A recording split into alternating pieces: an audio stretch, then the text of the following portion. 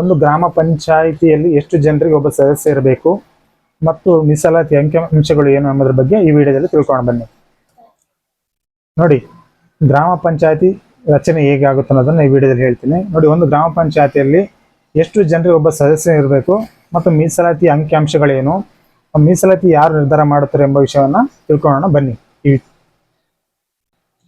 ಪಂಚಾಯಿತಿ ಪ್ರದೇಶದಲ್ಲಿ 400 ಜನರಿಗೆ ಒಬ್ಬ ಸದಸ್ಯ ಇರಬೇಕು. ಗ್ರಾಮ ಪಂಚಾಯಿತಿ ರಚನೆಯಲ್ಲಿ ಮೀಸಲಾತಿ ಹಂಚಿಕೆ ಹೇಳುವುದಾದ್ರೆ, ಅನುಸೂಚಿತ ಜಾತಿ ಮತ್ತು ಅನುಸೂಚಿತ ಪಂಗಡಗಳಿಗೆ ಜನಸಂಖ್ಯೆ ಆಧಾರದ ಮೇಲೆ ಕನಿಷ್ಠ ಒಂದೊಂದು ಸ್ಥಾನವನ್ನ ನಿಗದಿಪಡಿಸಿರ್ತಾರೆ. ನೋಡಿ, ಗ್ರಾಮ ಪಂಚಾಯಿತಿ ವ್ಯಾಪ್ತಿಯಲ್ಲಿ ಎಸ್ಸಿ ಜನಾಂಗದ ವ್ಯಕ್ತಿಗಳಿಲ್ಲದಿದ್ದರೆ ಎಸ್ಟಿ ಜನಾಂಗಕ್ಕೆ ಆ ಮೀಸಲಾತಿಯನ್ನ ನಿಗದಿಪಡಿಸಬಹುದಾಗಿದೆ. ಹಿಂದುಳಿದ ವರ್ಗಗಳಿಗೆ ಮೀಸಲಾತಿ ಪ್ರಕಾರ 1/3 ಪ್ರಕಾರ ಮೀಸಲಾತಿ ಇರುತ್ತೆ. ಅದರಲ್ಲಿ ಪ್ರವರ್ಗ ಎಗೆ ಬಂದ್ಬಿಟ್ಟು 80% ಮೀಸಲಾತಿ ಇರುತ್ತೆ. ಪ್ರವರ್ಗ ಬಿ ಬಂದು 20% ಮೀಸಲಾತಿ ಇರುತ್ತೆ. ಪ್ರವರ್ಗ ಎ ವ್ಯಕ್ತಿಗಳು ಸಿಗದಿದ್ರೆ ಆ ಸ್ಥಾನವನ್ನು ಪ್ರವರ್ಗ ಬಿ ಅವರಿಗೆ ಕೊಡ್ತಾರೆ. ಪ್ರವರ್ಗ ಬಿ ವ್ಯಕ್ತಿ ಸಿಗದಿದ್ರೆ ಪ್ರವರ್ಗ ಎ ವ್ಯಕ್ತಿಗಳಿಗೆ ಅದನ್ನು ಮೀಸಲಾತಿ ಮಾಡುವುದಾಗಿದೆ.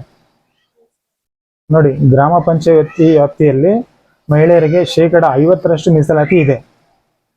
ಮತ್ತು ಅಸೆಂಬ್ಲಿಯಲ್ಲಿ ಇರುವುದಿಲ್ಲ.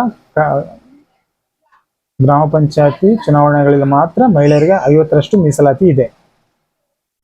2015ರ ತಿದ್ದುಪಡಿ ಅನ್ವಯ ಮಹಿಳೆಯರಿಗೆ 50% ಮೀಸಲಾತಿ ಇದೆ. ಈ ಮುಂಚೆ ಗ್ರಾಮ ಪಂಚಾಯತಿ ವ್ಯಾಪ್ತಿಗಳಲ್ಲಿ ಮೀಸಲಾತಿ ಅವಧಿ 10 ವರ್ಷಗಳ ಕಾಲ ಇತ್ತು. ಈಗ ಅದನ್ನು 5 ವರ್ಷಕ್ಕೆ ಇಳಿಕೆ ಮಾಡಲಾಗಿದೆ. ಅದು 2020ರ ತಿದ್ದುಪಡಿ ಅನ್ವಯ ಮಾಡಲಾಗಿದೆ.